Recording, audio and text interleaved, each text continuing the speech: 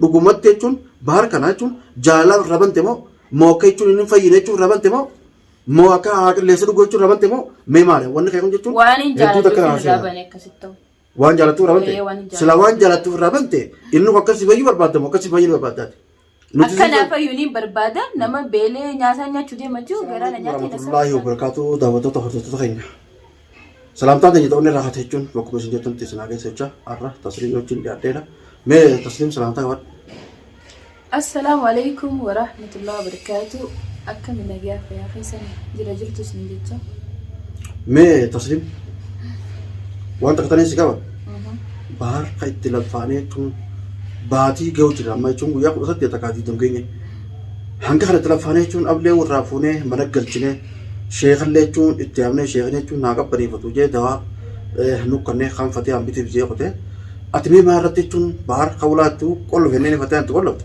mee maa irratti raabuu dandeesseeti. Ani raabanuun tii akka badii taataniin beekaa duraan dursee isa hawwii waatutu kana kadhatuutu garaan nyaateetiin raabanii malee waan biraatillee miti. Si kadhatu baatullee inni kun akka dhukkubni beekamu beektooti. Ani inni akka dhukkubni beekaa laakiin ammoo inni nama dhukkubee akkasii sheefa yaafatee fakkaachaa jiru bizaan harkee nama fayyaa qabu nafa. La si kadhata malee si kadhatee narra raabanii akkana si malee waan gabbaa deemu.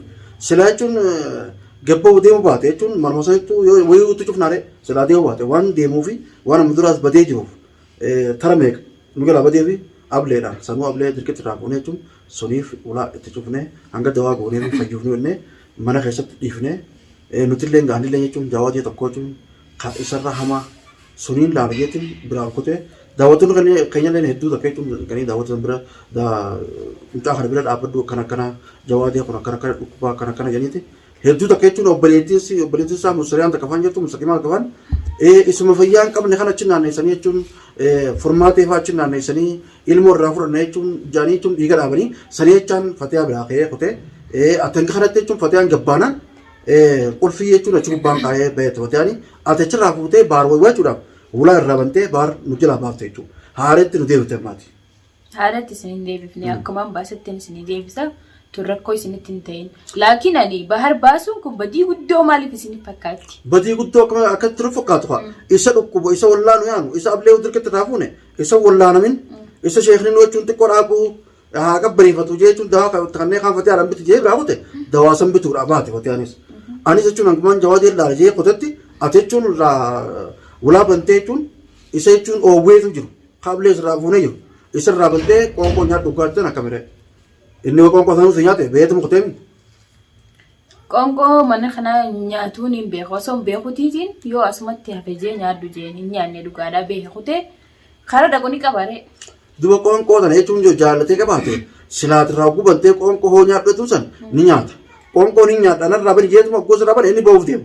Wayi mana taa'u deema. Silaataa eenyutu duraanuu itti cufnu.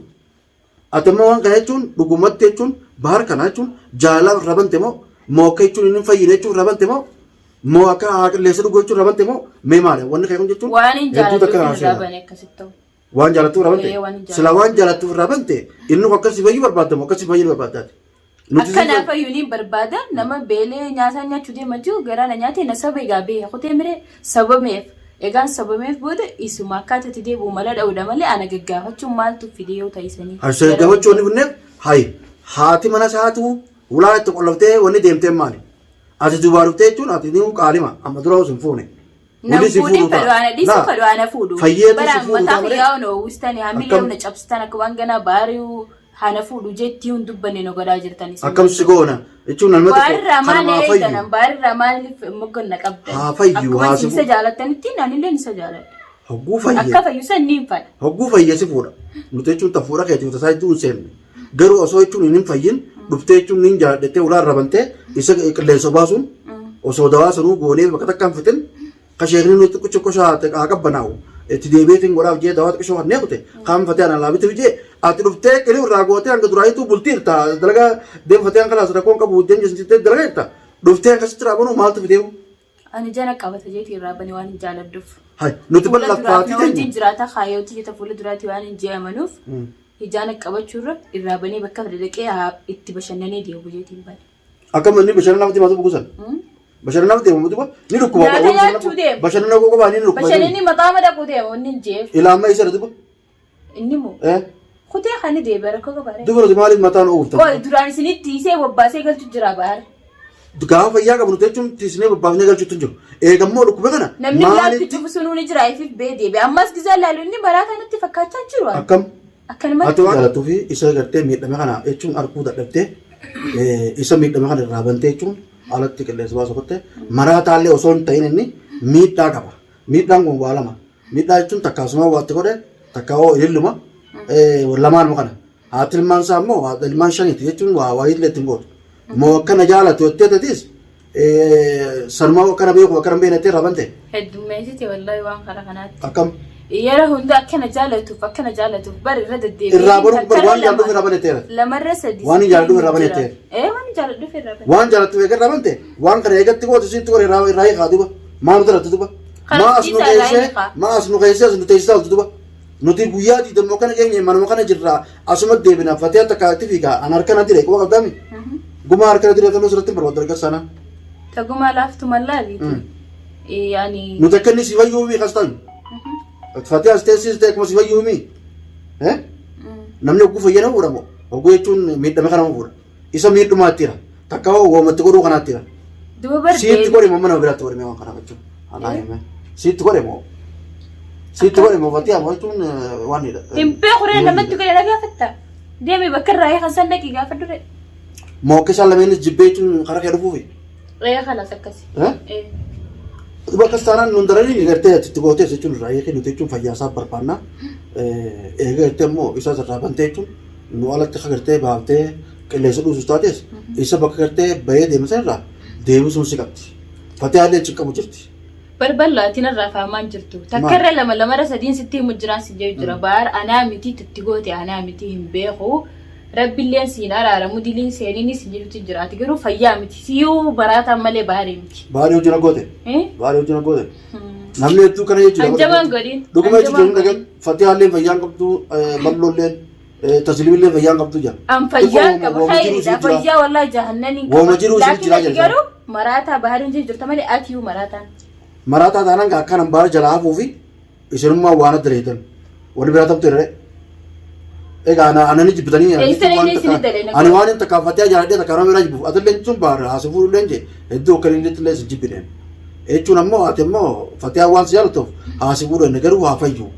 Rakkoon qabu isa gartee hin fayyin kana walaarraa baruutu hedduu takka nu aarsee hedduu takka jechuun sitti illee dallallee jechuun dhugumatti daawwattoonni kan illee maaliif irraa banti fatee haallee jechuun maaliif jechuun ijoollee hin taane hunda mana keessa kaattee wanni irraa bananiif wanni irraa bantu tasliimis maali maal irraa qabdi jedhanii maal irraa qabda meeti maal irraa qabda jaalallee ta'e jaalallee ta'e rabbiin jechuun takka yoo fuuldura isinii waliin qoode wal fuuta rakkoon qabu maal irraa qabda ani wanni irraa qabu an jechuun takka oromummaa takka obbolummaa takka akkammoo inni miidhame kana fayyuu isaatiif fatee bira dhaabbadhee isa fayyisu jiran. Ati dubbisuuf fakkaatutti tasliim maal baara irraa qabdi si. Anniin balaareerra. Anulaan tokko lama malee niin balaan gaba jirti fayyaa isaan barbaadu waan barbaadu. Ati ammoo waan fayyaa isaan barbaadne irraa banteera. Ati qoyama fayyaa isaan barbaadu mire isuma fayyaa isaan barbaadne san deebisee yoon si garsiisee. Nuti akkas taanaan suma harka qabaawa. Anuma harka. Akkas taanaan baara sumaatu harka qabaawu. Waan itti gootes akka gabbaaftus akka deebiftus si harka qabaa. Waama kanaa jechuun irraa fuudhi bakka itti deebisanii beektami irraa fuudhi nu garsiisa. Isaan tilagee qabu. Naatu bardee naaf baasee naatu deebisaa jiru. Waan gaarii fadhee fi baasee niin deebisaa narraa usaaree lallabaan olin amataan dhukkubsinaadha. Nuumi daawwattoonni kan jedhan hedduu si gubatee jechuun hedduu sitti aareera. Kanatti aarees. Maal keessaa ummaas fatee nama duraan hedduu takka si jaalatti biqil akka baarsi fuullee hedduu takka beekti. Baar kun jechuun ni dhukkuba. Abbaa mana siiti abbaa ilmaan siiti dhukkubaan ni feetiisi. Akka dhukkubee immoo ablee irraa fuunee dirqitte jechuun asiin geenyas ni beekti. Noojjiin utuu taalteeti akka dhiiraatti jechuun waan achi dura guyyaa duraa kana direef dirqitti irraa fuune fatee hojii. Fatiyaan akkanaan nuu qabdee walitti. Ana mani beektaa isin hamtu mana godhu yaatan malee waan biraatiin miti. Qilleensa irrattis naammeessitanii manattis naammeessu yaatan. Ammoo wanni kun ati jechuun bara wanni kuni badiiteetiif ramante botolaqeetiif ramante. Badiin tiyya jeebar. Badiiteetiin badiitee jechuun rabbi sistaree isa kana manatti haa deebisu akkuma niin deebiseetti sanitti immoo isa barbaaddee deebisuu qabdaati. Kalas niin deebisu. Yoo immoo kan dhufne ta'e ani sirra duuluun kun yeroo lama gosa qalleewu. Duuli rabbi. Anallee ta'e jechuun daawwatollee ta'e sumarra duulammaasis kun dirqama. ammoo baatee barbaadee Dulli ilma namaa waa takka nan godhu yoo rabbiin na dulu baate isin na dultanii maal waan fiddan. waa takka illee sitti hin fidnu nama akkana amma oggoo kana goote kabiraallee jechuun wayyaa dhabeeffamaa jettaa xiqquma baar kana. Ayyaa akkam jechuu. Akkam jechuun akkamire. Tasliimii waa nama godha jaani. Isiitutu faltuudha jaammoo isiitu nama waa godha jaammoo ati sana dhagee. Isuma akkana godhee wajjanii. Anamoo. Isuma akkana godhee. Akka fatiyaa jibbee akka jechuun ilillis jibbee inni isii tasliima kana fuudhee jechuun kophatti itti baafatu akkana goote. Inni jaalalamaa jechuun jaalalaa jechuun osoo ilillee hin qabaatin dhalaan isa ni jaalatti nuti ni beekna garuu dhalumaa dhamaasee isinumaa dhamaasee isin Inni dhalaan jaalatu dhalumaatu isa jaalata. Dhalumaa isa jaalatee. Hin jaalatu inni yoo itti dhufte haa jaalatu. Yoo hin jaalanne maaf fudhare. Ati kamiin itti dhufuu dandeessu waan moo si jaalatee turbe musa jaalate. Ammoo. Fatiyaa si jaalatee himete. Maa Fatiyaan na jaalatti. Fatiyaan si fuudhuun deemtu. Fatiyaan si fuudhuun deemtu isaa si fuudhu deemami irraafi isarraa illee arraboota irraafi akkuma duraan barbaannee mana deemanna arraboota immoo irraafi sii baar dubbatu hin dhagahin nuti. Tabaarraa fudha sumaa hungaa. Fatiyaa ammaasis isii mana kanatti dhagahan Fatiyaa isii mana kanatti jechuun dhalaa walitti qabattee taa'anii taan fiddee hedduu takka jechuun dhalaa siis ta'ee tabiraas illee ta'ee mana kana walitti qabdee jechuun akka baarii jaalatan akka gattee baarii heeruman. Isii waan kana godhu jirra isiillee Fatiyaa wayii haadha baari moo wayii isiin baari nama. Isiitu si dura qabaame. Nu dura qabaattus isii wayii haadha malee. Isii irratti chaantanii jechuun mana keessaa baarii suulaan rabantanii mana keessaanis waan feetan gootanii. Haati jechuun mana isii. Simma bal'oo. Simma Fatiyaatii fi Xiyyaa fi Xabaar jidduu sumaa hungalchu. Nuutu akka fedhetti laaqqatee marra seeneetiin jira. Siigalee. Gurbaa jechuun amma baatii jechuun baatii ga'u jana guyyaatti itti barbaanne jechuun mana kanatti ablee fitti tiraafuun jechuun sheekaa watti fufnee sheekni akka bareeffatu jee ati ulaan rabamu jechuun. Gaafa naa fi baar wal jaalannu fi baari lilli fuudhu waan kana seentee beekta. Ayyi arraboo jechuun akkas hin fuuneen godha isa. Yoo ati dandeesse godhi. Yoo gartee mana kanatti rabbi haa deebisu waliin baatu deebiitiin barbaada akkuma duraan barbaadee annaa jala dhaabbachuu jira. Ayyoo meeqaan samii na fuudha sii galee. Kabiraa heerumu. Kan hin fedhe baar Fatiyaa qoftu. Hindee sumuu baar masaa. Fatii maanuu geessi. Qotuma teessii foo heerume sin geessi. Arraboo jechuun duraanuu qotaa binti seeneeti gubba gubbannaan daddabalin. Yoo isa jala deemtarra. Kaabee mana keessa kanaa usiif hin jalaa. Haalaas dhiisi deem. Arraboo danaa sadii sana himee eeyitan. Daawwattoota jechuun tasliimgaa jechuun akkanatti aartee deemtee baga aartee jechuun akka jechuun isiin baar jalan deemne akka isiin baar hin heerumne dirqama ni goona. Fatiyaan jaalattus jibbitus dhalaa mana kana keessaa dhabamsiiftee kophaasii baarii hojii buluun ilmaan siitoo hojii buluun dirqama maaliif rabshaa qabanii waan baar isiin ulaa itti qollaftee jechuun abbaa mana sii deemte tuunni dhuftee irraa banti tuunni dhuftee dhabanti hin ta'u kana abadan lafaajitanya bilaash nu godhan isaan abadan mee lammata jechuun dhalaa mana kanatti haa dhiyaattu. Asumaan daawwattoota keenya jechuun isin dheeressee jira. Assalaamu alaikum warahmatullahi wabarakatuh.